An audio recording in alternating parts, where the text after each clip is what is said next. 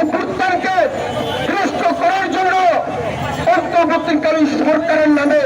যেই সরকার বর্তমান ক্ষমতার মস্তকে বসেছেন, ছাত্র জনতার মেরিটের নামে আপনারা যা করছেন তা কিন্তু জনগণ বিরোধী।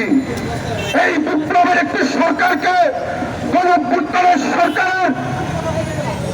বিষয়টাকে বাঞ্ছাল করে এই দেশের বিভিন্ন সেক্টরে আমরা তন্ত্রকে টিকে রেখে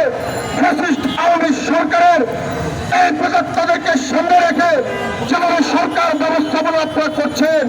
এতে বাংলাদেশে আবার একটি গৃহযুদ্ধ আপনারা লাগিয়ে দিতে